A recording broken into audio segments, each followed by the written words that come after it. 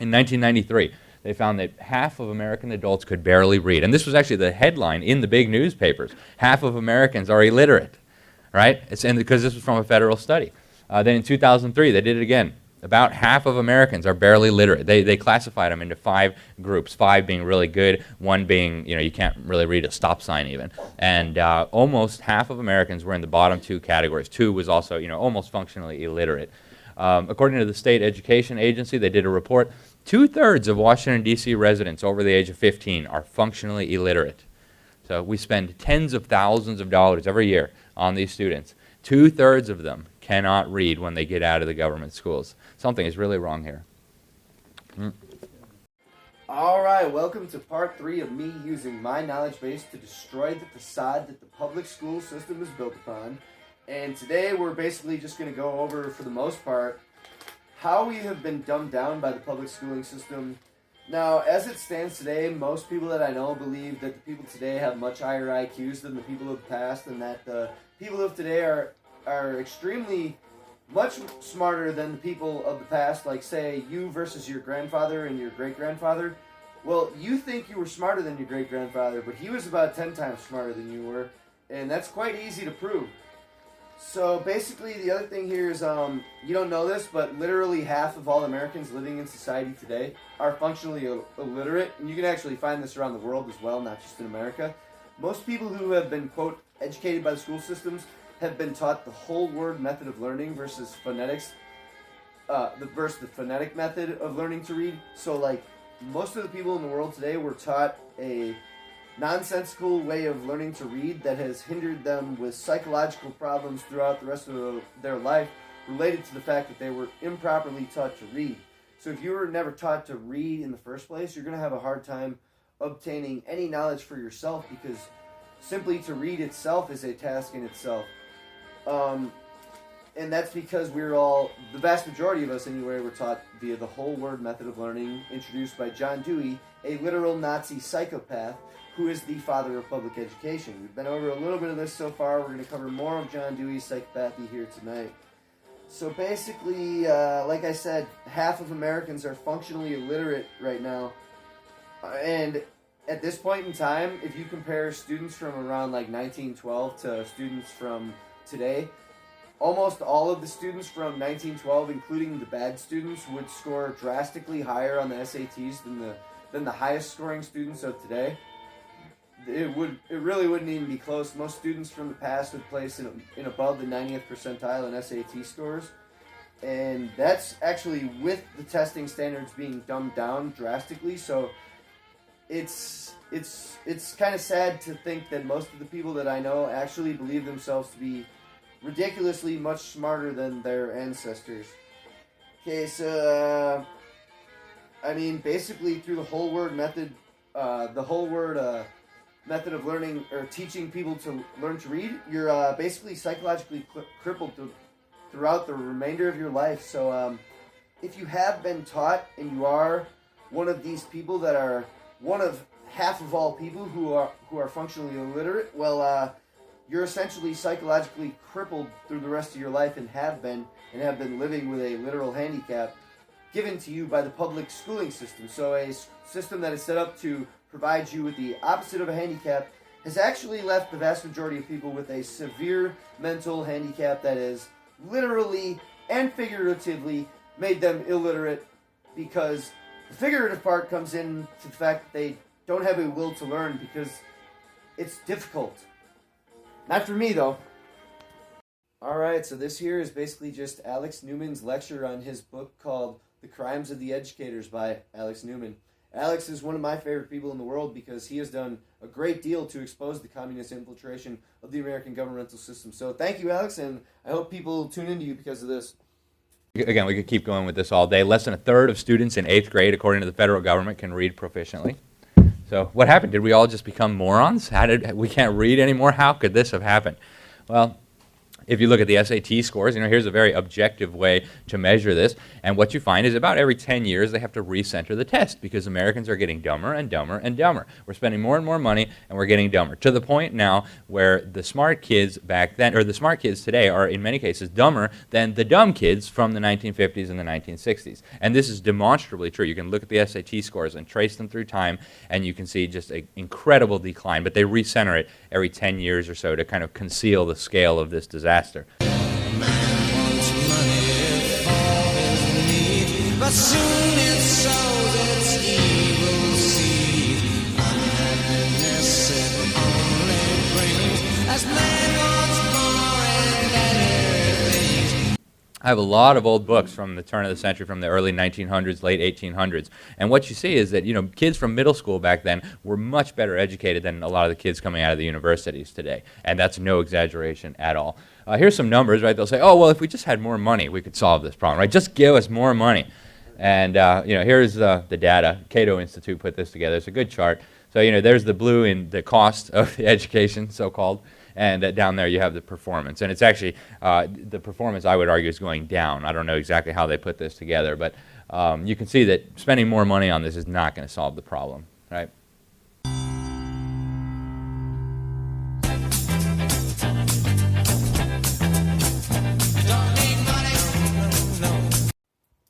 I can be open and honest and admit when things infuriate me. And this is one of the things that infuriates me, because nobody in this country has any understanding of the absolute unbelievable brain power that the founding fathers that gave us the founding documents of this country had. Like, these people have brain power on a level that is it's literally mind-boggling. They were studying Latin when they were like 12 years old. They knew Greek, Latin, all kinds of stuff. They were doing university math at like age 10. Basically, all of the famous people throughout history that we know of in our history books were, for the most part, extraordinarily gifted intellectually, and this is because they had rigorous schooling to work from. They were not given any excuses by anybody. They just learned, and because of this, they gave us the extraordinary lives that we have today, and we are now throwing away because we have gotten rid of rigorous academic principles in favor of coddling students with nonsense to make them feel smart, because they couldn't learn the hard stuff really easily, so we had to coddle them with nonsense. Well, that's going to lead to the collapse of society, so better change it, or we're going to see it. So let's just a quick history tour, just to kind of give people some perspective here. It wasn't always this way, right? Back hundreds of years ago, John Adams, he said, he's quoted in a number of books, that a native of America who can't read is as rare as a comet or an earthquake. So I think you'll agree that's pretty rare. It doesn't happen much, right? Jefferson used to brag that American farmers were the only ones in the world who read Homer. Try to ask a kid coming out of a government school today about Homer and see what kind of answers you get. The statistics that are available on literacy show that literacy was extremely widespread in early America. Even before the United States as a country was founded, 85% could read in New England between 1758 and 62. In cities like Boston, it was almost 100% by the early 1800s. We have the National Education in the United States of America. This was a study published in 1812. They found that just 4 in 1,000 Americans in these areas would be unable to read and write legibly and neatly. Do you suppose we could do a survey today of children and find that just 4 out of 1,000 couldn't read and write? It's incredible. So this is what it was like before we had this massive system that we spend $1 trillion a year on.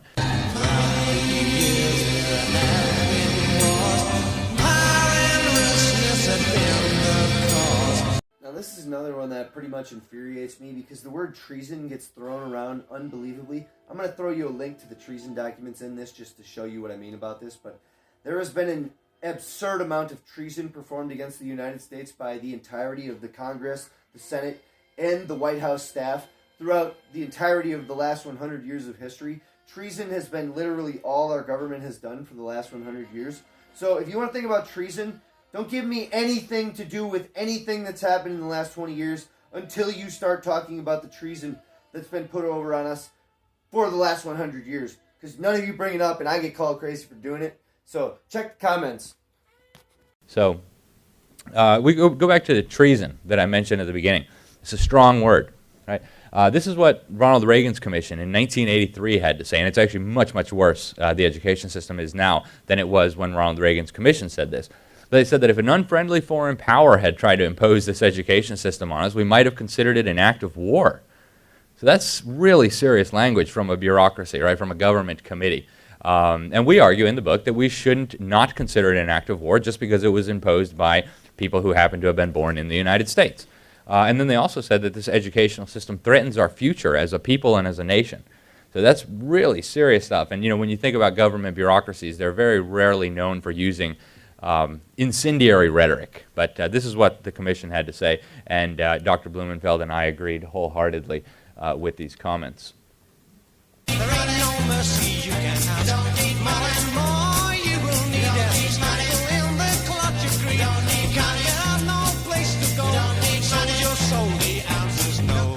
Everybody needs to learn how to read so that they could read the scriptures, right? That was the whole purpose of education back then. If you look at the materials, I've got lots of these materials that they used to use to educate the kids back then. It's amazing. Just the content, the literacy, the scriptures, it's so amazing to see what they used to learn with back then. And then go check out what they use today. So back in early America, homeschooling was actually the norm, right? Most of the founding fathers were actually homeschooled. Some of them had tutors come around. Some of them had a little bit of formal education, and yet they knew Latin, they knew Greek, they knew the history of political systems, they knew science, they knew their Bibles, they knew economic thought, they knew all these kinds of things. And we didn't spend $1 trillion on education. So, if you think about the men who signed the Declaration of Independence, these were extremely well-educated people, and they didn't have any kind of education system like this. So how did it happen? Well, there was just homeschooling, small local schools, and there was a very specific purpose, right? They had to learn their Bible. So today the Bible is banned. Literacy rates, even during the Civil War, 90% for Union soldiers, over 80% for Confederate soldiers. So, Americans have always been very literate people. And some of these statistics about present day, you probably won't believe. So I encourage you to go to the U.S. Department of Education's website, look at them yourself.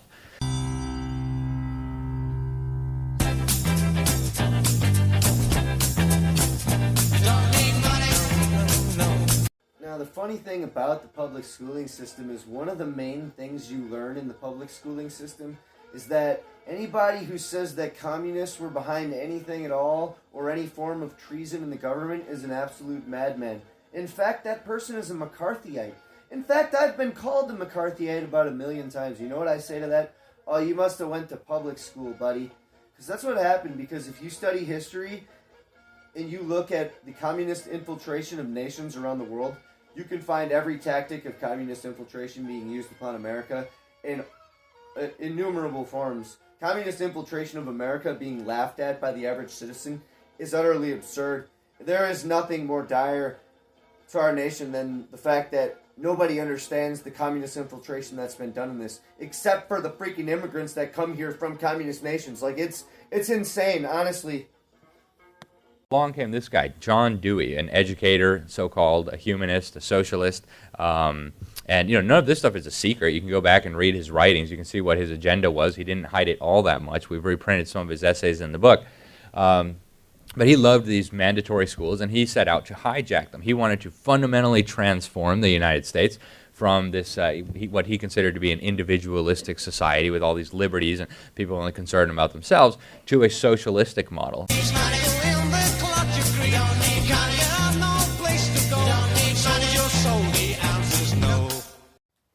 Okay, so this is where it gets extremely dark, what he's about to talk about here with the Ventura School for Girls. Like, this has been the history of the public schooling system.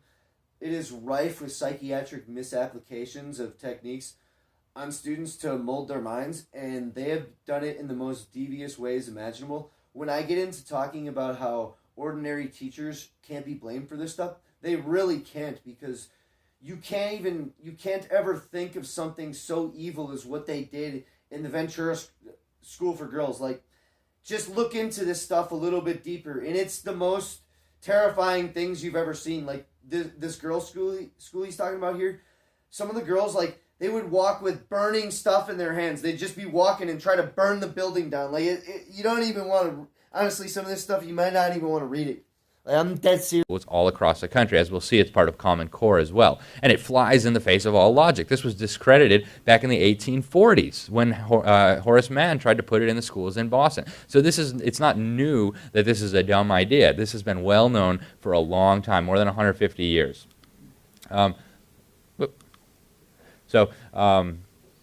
Here's something, it's a huge essay. I encourage you to read it yourself. But they said that such a change as proposed by Mr. Mann is neither called for nor sustained by sound reasoning. And they show that very clearly. This is not sustained by sound reasoning. Every possible argument you could make for teaching kids to read this way falls flat, unless they're deaf and they can't hear the sounds. It produces dyslexia, and this is shown in many experiments, and even neuroscience today backs this up. We'll get into that a little bit more because it was resurrected. It was pulled out of the schools in Boston after Horace Mann tried it, after just a few years, because it was so terrible. But it came back, and we'll see. And it's actually what happens in the schools today. But Mann had a long-lasting influence on education in America. He persuaded state legislatures across the country to adopt this Prussian model, where you're going to force all the kids to go to school and create all these tax-funded schools that will teach statism and so on. And by around 1900, this had spread pretty much all across the country. But it wasn't a new idea that it would be dangerous to set up government schools.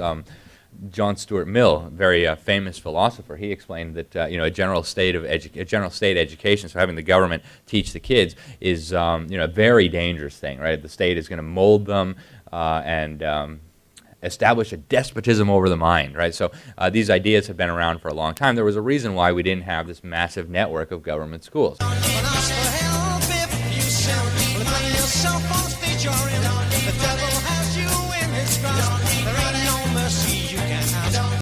So knowing what I know, this one kind of tugs at my heartstrings a little bit, because this is terrifying, because the public schooling system itself is actually created and run by the exact same Nazi psychopaths that basically everybody who went to the public schooling system loves to call their political opponents. No matter what their political stance is, whether it's authoritarian or not, they will call you an authoritarian figure. And that's a sign of the confusion of the mind, because if you don't understand political viewpoints in any other manner than to paint anybody who is against you as a totalitarian dictator who is trying to take your rights, well, have you ever stopped and thought maybe you don't know what your rights are in the first place? So, I mean, what he's about to say here, it's terrifying. It'll never bring you love, no more than the sun above. You'll never see the end. The money you will surely spend. Here. Wonderful, wonderful guy. If you want to read more of his books, I really encourage it. I've learned so much from what he had to say. Here's a few of them. Alpha Phonics, I used it to teach reading to a 4-year-old in about a month with very little effort. I mean, this is the way you teach reading, obviously. It's effortless, it's so easy, and you have these government schools spending $200,000 to educate, supposedly, a child, and they're coming out and they can't read their high school diploma. Well, how come I could teach a 4-year-old to read with a $15 booklet? Something's obviously wrong here. He's also got How to Tutor, instructions for math, all kinds of good stuff. NEA, if you want to learn about the National Education Association and what they've done to education. So much good stuff. So we have a number of crimes that we identify in the book. Obviously, treason is the most serious, and again, I realize that's a shocking claim to hear, that the education establishment is involved in treasonous activities.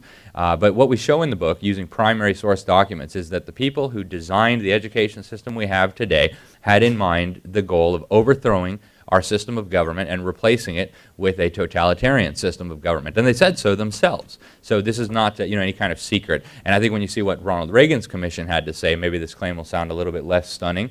So we've got treason, we've got child abuse. Deliberately harming the mind of a child, we argue, is child abuse. And this is not to talk about teachers. Like, I'm a teacher, and most of the teachers I know are wonderful people. They're doing what they can to educate the kids as well as they can. Unfortunately, they're in a bad system.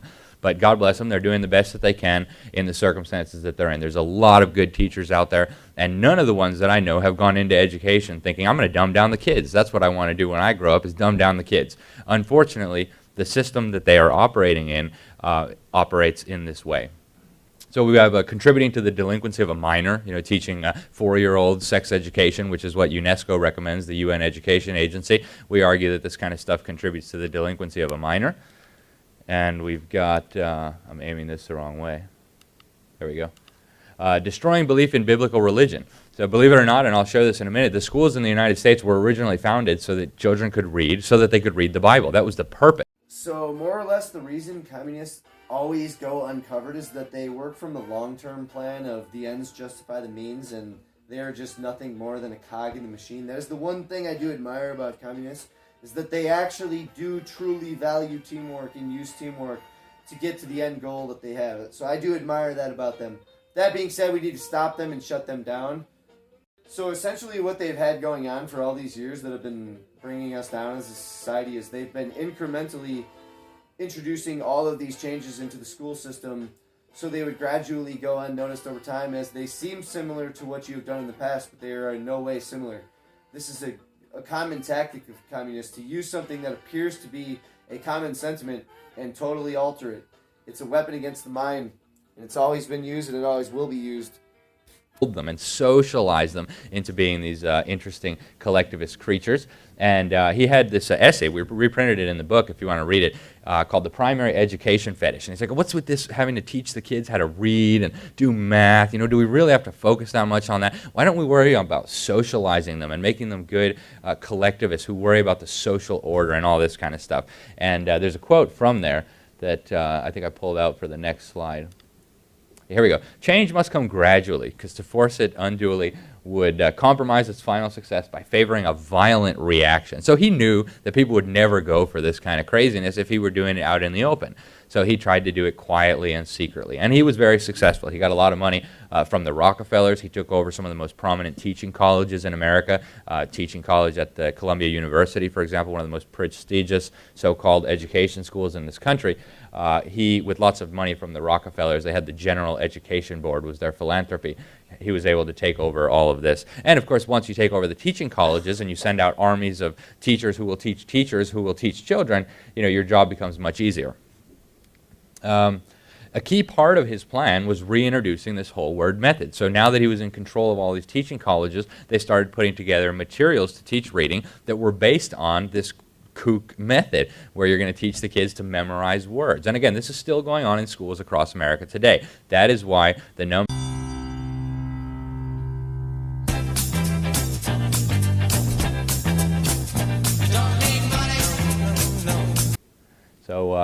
yeah, now this stuff has been exposed many times, right? There's nothing new about what I'm saying here. I didn't stumble upon some discovery. Rudolf Flesch exposed it in 1955. If you want to get your mind blown, read that book. He said, what are we doing here with the schools? I mean, people can't read because they're teaching to read this way. So again, this wasn't new.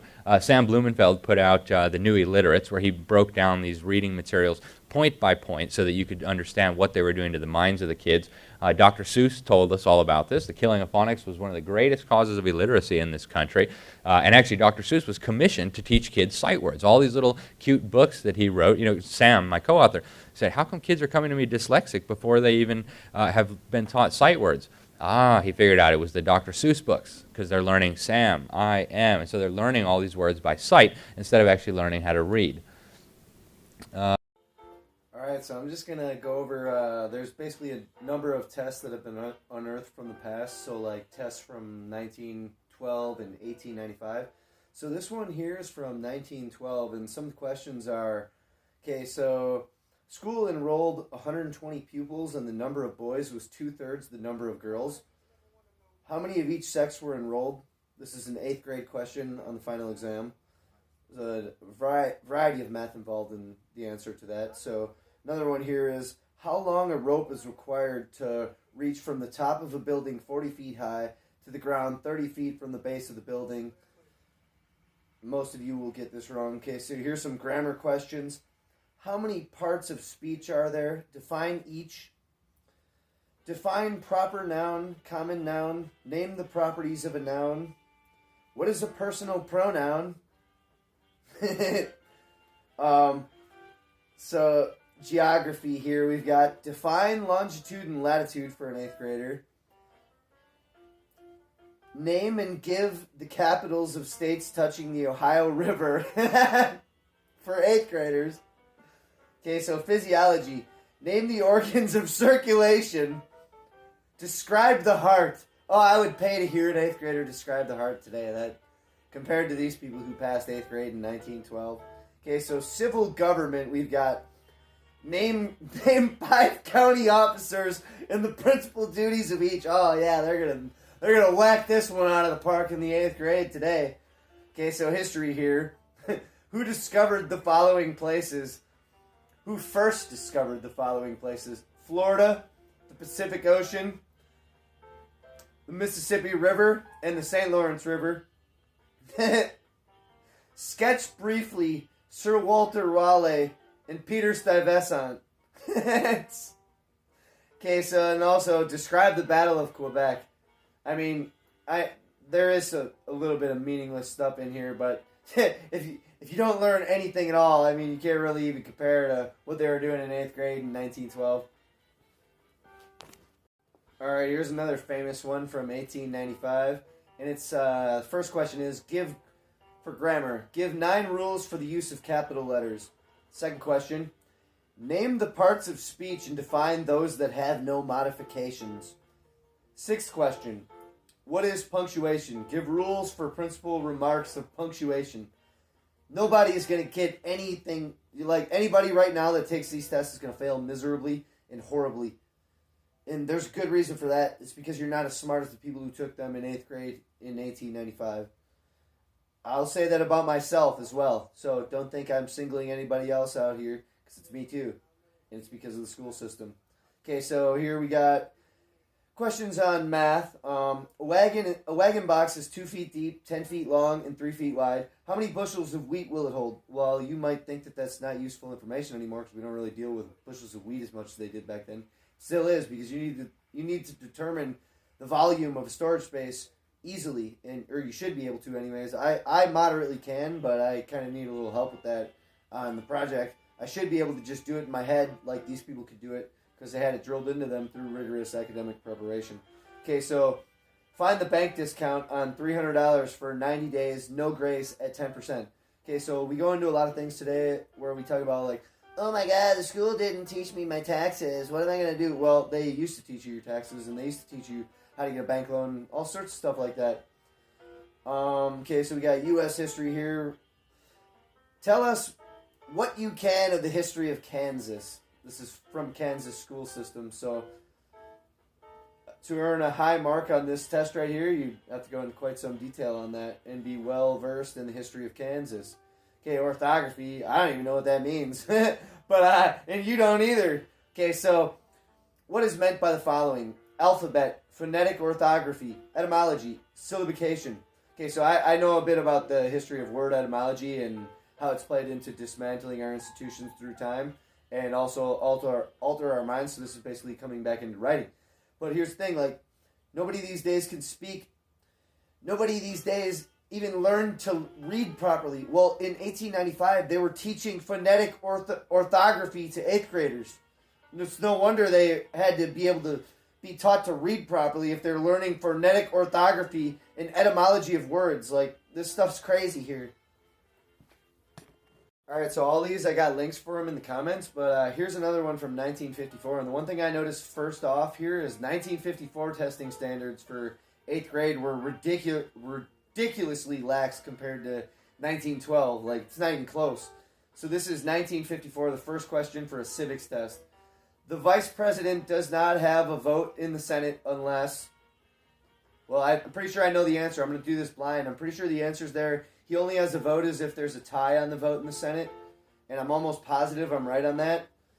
So the president takes office on... how old must the president be? The answer to that is at least 35 years old.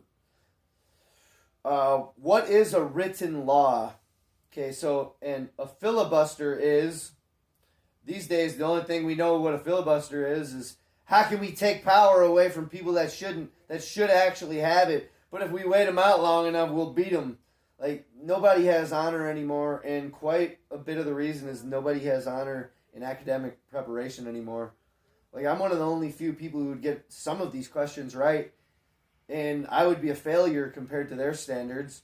My parents would have whacked me on the butt with a switch for failing my test if I had to go back in time and live with them. So, I mean, if you look at these tests, like, it's quite obvious how far we've fallen as a nation in terms of rigorous academic preparation. It'll never bring you love, no more than the sun above. You'll never see the end. The money you will surely spend. All right, well, this was relatively short here because there's not a lot to cover on this. I mean, you should really get his book and read it if you really want to dig into this. It's an amazing book, but I'm going to add this part here on the end about ADHD because I believe this is the key to unlocking the young mind's potential. If the young mind is not fed a proper diet, the young mind cannot reach its full potential, and that basically means you have to give the young mind a high-fat diet, rich in cholesterol. Just listen to this information here that's coming up about ADHD. This is the one thing that almost nobody else knows other than me. Very few people know about what you can do to add to the young mind's potential with this information on nutritional science right here. In my own perspective, my brain did not work before I took nutrition seriously. I couldn't perform a vast majority of the stuff I could do today after I started taking nutrition seriously, and that is because nutrition drives the health of your brain. Without proper nutrition being taken seriously, you cannot have a properly functioning brain. You cannot have adequate brain health. Your neurons in your brain cannot fire properly. The cell lining of every cell in your brain is essentially made from cholesterol, and almost nobody has a diet that is adequately fulfilled with cholesterol. This is entirely another video that I made about cholesterol, so if you want to look into more on cholesterol, watch my other video on cholesterol. I'll put a link in the comments. But you can't have an adequately working brain without a diet rich in cholesterol, and also you have to focus on getting rid of how you take cholesterol-rich foods and turn them into bad cholesterol via the cooking process. There's a great number of ways to do this. Like, for example, every time you fry a piece of meat, you turn the cholesterol in the meat into straight-up poison. Like, you could take the same piece of meat and bake it and be absolutely healthy. But if you fry it, you're going to have a very damaging impact on your brain health. So study this information and use it for yourself. I did, and it changed my life. Hello, I'm Dr. Wallach, and I like to talk about one of my favorite subjects today, are kids. And I have 4 kids and 7 grandkids and my first great-grandkids, so I'm really excited about this. And my work with kids and ADD and ADHD goes back before they called it ADD and ADHD, attention deficit disorder and attention deficit hyperactivity disorder. Back in the old days, we just called it hyperactivity. And there's all kinds of levels of this, although they're very closely related diseases: ADD, ADHD, anxiety attacks, panic attacks, Tourette syndrome. There's violent behavior. There's behaviors such as, violent behavior, and also anger, unrelenting anger, and then there's things like depression, manic depression, bipolar disease. These are actually the same disease. They're initiated by the same cause, which we'll get to in a minute, and the thing that makes them different is the upbringing of the child. If they've had a very deep and consistent family relationship, they're different than a kid who's a latchkey kid. If you have somebody who has a deep training in their religious beliefs, they're different than a child who has no religious beliefs. And so that sort of cultural and environmental training is going to have an effect on which of these diseases pop up when they have the same 2 problems. Number one, the main outside cause of ADD and ADHD and anxiety attacks, panic attacks, anger, rage, depression, manic depression, bipolar disease, these sorts of things, is the amount of sugar we consume. According to the U.S. Department of Agriculture, over 100 years ago, Americans were eating something like a half a pound to 1 pound of sugar per person per year. A year. Well, today, 100 years later, according to the U.S. Department of Agriculture, we're eating 157 pounds of sugar per person per year, which turns out to be a half a pound of sugar per day. People say, well, come on, Wallach, how do you eat a half a pound of sugar per day? Well, when you look at all of the soft drinks we consume, we're talking about Coca-Cola, Pepsi-Cola, Mountain Dew, 7-Up, Sprite, things like juices, apple juice, grape juice, orange juice, all of these various drinks, cranberry drinks, every kind of fruit drink you can think of. And then we have Pop-Tarts. We have Pillsbury toaster strudels, Krispy Kreme donuts, Dunkin' Donuts. We have every kind of cake and cookie and ice cream you can think of, just loaded with sugar. There's sugar-cured sausage, bacon, ham. There's tons of sugar in bologna, salami, pastrami, pepperoni, and jerky. Instant oatmeal. A significant part of the weight of that stuff in the envelope is sugar. There's sugar in just about everything. There's sugar in hot dogs. And so when you look at this, you have to appreciate that we're eating a half a pound of sugar a day. A soft drink can contain as much as 12 teaspoons of sugar for one 12-ounce soft drink. And a lot of these kids will consume 3, 4, 5, 6, 8, 10, 12 or more a day. And so sometime, if you want to have some fun, put 120 teaspoons, which is the equivalent of 12 soft drinks, on a plate, 120 teaspoons of sugar, and see what that looks like. It's a mountain of sugar. Well, in addition to this mountain of sugar we're consuming, we have multiple mineral deficiencies, and these include, of course, lithium. Doctors want you to believe that lithium is a drug, a prescription drug, when lithium is really an essential trace mineral. There was a great study done by Dr. Gerhard Schrauzer in Texas where he compared the level of violence in 2 different cities in Texas. And the only difference in the cities, they had the same demographics of industry and business and farming, agriculture, the age groups and so forth, same demographics of the cultural makeup of the cities. The only difference was one town had a lot of lithium naturally found in their drinking water. The other town had almost none. And the one town that had lots of lithium in their drinking water was a nice, quiet, laid-back town. Nobody could bother anybody. They could leave their doors open and nobody would ransack or burglarize their homes. There's no violence, very little in the way of major crime. Whereas in the town that had no lithium in their drinking water, it was like the Old West. There was more crime, anger, rage, murders, armed robberies. There was domestic violence, everything you can think of going on in the town that had no lithium in the drinking water. Well, when you throw in deficiencies of other nutrients such as magnesium, calcium, manganese, chromium, vanadium, and B vitamins and so forth, plus this great increase in sugar we eat, it's not surprising that we have all of these problems with our emotions and our learning and our ability to retain. And when you look at the news, you find all kinds of terrible things happening. Number one, doctors try to manage, I guess is the best word to use it, doctors try to manage ADD and ADHD and anxiety attacks and panic attacks and anger and rage and depression and manic depression and bipolar disease with drugs. And they do a very bad job. Number one, there's a suicidal tendency for people, regardless of age, who are placed on drugs such as Ritalin and Prozac combinations and other drugs that will actually are managing the behavior of an individual. And the younger they are, sometimes the worse the symptoms are produced by these drugs, by the consumption of these drugs. They really don't fix the basic problem of the lithium, chromium, vanadium, magnesium, calcium deficiencies. They really don't fix the problem of the continued intake of all this sugar. And so what we have to do is, as parents and grandparents and great-grandparents, we have to take care of this ourselves. And so what I like to do with my kids and my grandkids and my great-grandkids is to make sure that they have plenty of vegetables available to them. They have plenty of mixed salted nuts for snacks. They have sugar-free shakes that we can make at home. It's kind of fun. They like to add things to the blender, and we put it in and blend it, so it's kind of a family project as well as sugar-free food and snacks and desserts.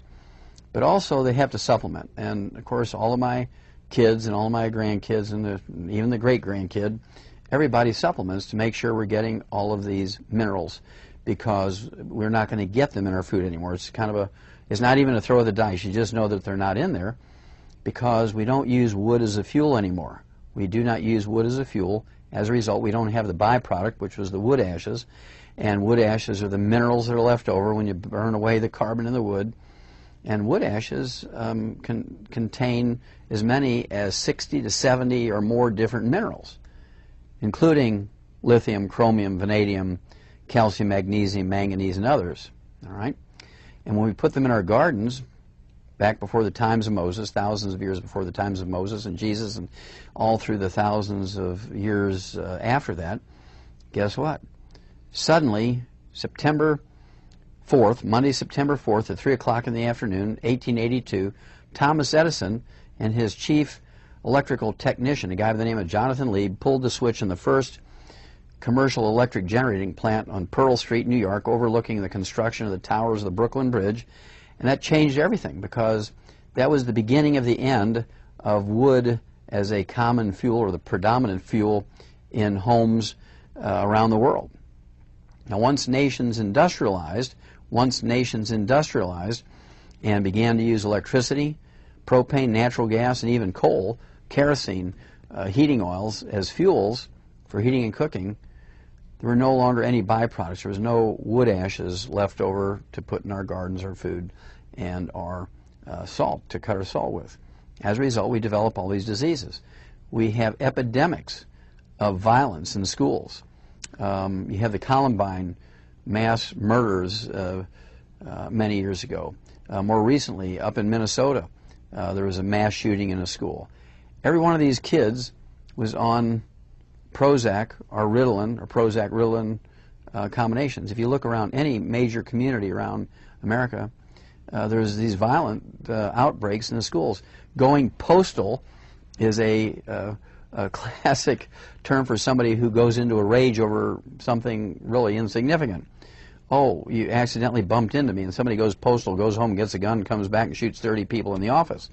And that's because in post offices, if you stand outside and watch post offices, everybody comes in the morning with a box of donuts and 3 big mugs of coffee with sugar in it. And do they supplement? No, they don't supplement. They don't put wood ashes in their gardens. And so going postal, road rage, office rage, family violence, domestic violence, all of this is directly related to our increased consumption of sugar and the lack of minerals in our diets. I've asked policemen in Atlanta, Georgia, I actually gave a talk to them on domestic violence and ADD and ADHD and violent teenagers, and asked them, when you go into a domestic violence situation in a home, do you find alcohol on the table or soft drinks? He said, well, when you think about it, mostly there's soft drinks on the table. That's because the sugar will set people off into anger and rage if they're not heavily supplemented with minerals. And we could eliminate a significant amount of violent crime just by cutting way back on the sugar intake and by supplementing properly with the minerals that are involved with controlling behavior. And of course, the lead dog in this minerals list that controls behavior is lithium. It is not a drug. It's not a prescription drug. It's a trace mineral that we all need. It's an essential trace mineral. I always remember the definition of an essential nutrient. If you don't have it, you get some disease. Well, ADD, ADHD, violence, anxiety attacks, rage, these behaviors are diseases. And they're caused by a combination of a deficiency of minerals and a super intake of sugar. And these things, both of them, are easily controlled. Now, a lot of people say, I'm in a hurry, and I can't feed my kid right, and he's got to get along, he or she's got to get along on dry cereal and milk and juices in the morning because I don't have time to fix eggs. Well, when I learned about this, I was a widower with 4 kids. I was in school full-time and working full-time, and I had my hands full, and so I had to learn on the weekends to cook food for the entire week. And we essentially cut sugar entirely out of our language. We didn't even say the word sugar. Everybody in the whole family eliminated sugar, and we drank water, and we drank shakes, protein shakes that had 0 sugar in them. We ate nuts and even popcorn with butter, real butter on it, not the artificial stuff, as snacks, and maybe 1 piece of fruit a day, like a banana or an apple, and that was how we managed things. And so all the meals were cooked on the weekend, put in the freezer, and dated, So each day we could pull stuff out, and we would either microwave it, or we would put it in the oven for 5 minutes, thaw it out and warm it up. And I could make eggs, poach them, soft boil them, hard boil them, and I could make hamburger patties. We would do all kinds of things to get the sugar out of our life. There's nothing greater than a breakfast of 2 poached eggs, a hamburger patty cooked medium rare, and a big sliced tomato. And then, of course, you take all your supplements to ensure you're going to be getting that lithium, chromium, vanadium, magnesium, manganese, calcium, and all the other minerals. You want to take in all 90 essential nutrients. And if you do that, stay away from the sugar, the odds of getting ADD, ADHD, anger, rage, panic attacks, Tourette syndrome, depression, manic depression, bipolar disease goes to 0. And it's dramatic. You can see a change within 72 hours by just getting the sugar out of their life. But it takes some effort. And the reason I told you my personal story was that I wanted you to appreciate that even a guy who's very, very busy can do it. And so when people say, well, I'm so busy, I got to have a pill that the kid can take and eat the standard American diet because I don't have time to do something different. Well, that's not true, because I've been through it and I know how to do it. And if I can do it, believe me, anybody can do it. It's just a sample of what can be done. It's very simple. You have to organize. And once you have a system, we could eliminate ADD and ADHD, anger, rage, anxiety attacks, panic attacks, Tourette syndrome, depression, manic depression, bipolar disease. We can eliminate these behaviors within weeks. In America, we should be totally free of these diseases because they're not genetic. They're not caused by anything else other than a mineral deficiency and intake of sugar. One thing you can control quickly is to eliminate the sugar. And again, it's just a matter of looking at recipes. And we've done this. My wife and I have done this. We've put in some of our books the recipes that we like for breakfast and lunch and dinners and desserts and soups and salads and snacks and so forth. Because people say, well, if you eliminate everything you say, Doc, we're not going to have anything to eat because we only live on soft drinks and pancakes and for breakfast. And I actually saw, I was at a basketball draft not too long ago. They're drafting players. We were in the cafeteria with these kids early in the morning, like 6 o'clock in the morning. They're getting ready to go do their free shots and all this kind of thing to see how good they were, and the teams were drafting them. And these kids are drinking carbonated, caffeine-containing cola drinks for breakfast. That was their breakfast. These are top athletes.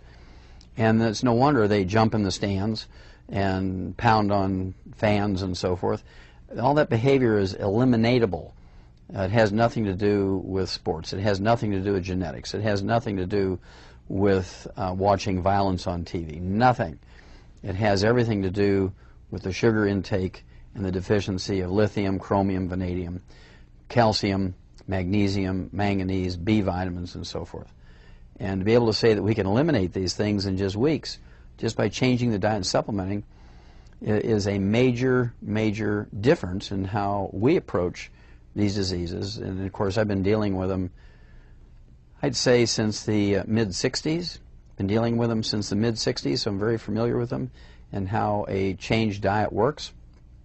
And certainly, I'd like people to either call me, email me, write me, and tell me what's going on with your family when you get them on a sugar-free diet and you supplement them with all the known essential nutrients. When you supplement them with all the known essential nutrients, you'll find that everybody in the family is just all warm and fuzzy and they love each other. And the screaming and yelling and slamming doors goes away. Their grades go up. I mean dramatically. Within a couple of weeks, the teacher will call up and say, hey, what new drug do you have your kid on? I've never seen a kid with ADD and ADHD have such a personality change. I mean, it's like overnight. What's the name of the drug so I can get all the other kids on it? And basically, what we do is we just get them off of sugar and supplement them properly. We could actually reduce the number of people in jail. In America, we have more people in jail. I think we have over 2 million people in jail than any other country in the world. We have more people in jail than China has. We have more people in jail than any European country. We have more people in jail than they do in the Middle East. And that's because of the sugar intake and the lack of supplementation. And doctors will tell people, again, incorrectly, that if you just eat well, you're going to get everything that you need by just eating well. Well, that's not true, because plants do not need all 60 minerals like we do. We need 60 minerals to be healthy. Plants only need 9, and they can actually get along pretty good on 3 elements: nitrogen, phosphorus, potassium. And as a result, when a farmer who gets paid by tons and bushels wants to maximize his income, he's going to only put in his fields NPK, nitrogen, phosphorus, potassium, because a fertilizer with that limited amount of nutrition for those plants will not give them happy plants, but what it does is it gives them the maximum yields in terms of tons and bushels per acre.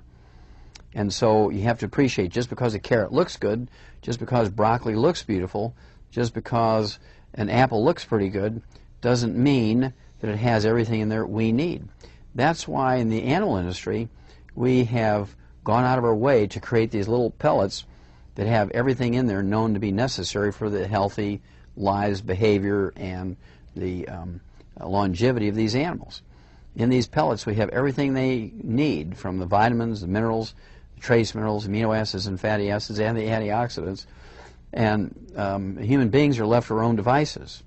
Well, we need to do the same thing for ourselves that we learn to do for the animals. And the best way to deal with that is to supplement properly and avoid the sugar. And you can have a pretty good life without sugar. I think we should start a society of sugar-free people and have colonies of sugar-free people, because it's going to be a violence-free society when you're free of sugar. There's all kinds of ways to make foods taste good without the use of real sugar. And many of these are very, very natural. They're actually extracted from plants. There's herbs, and there's extracts of foods that we use that actually taste very sweet, but they have no calories in them. You do not absorb them. And this is kind of the direction we need to go.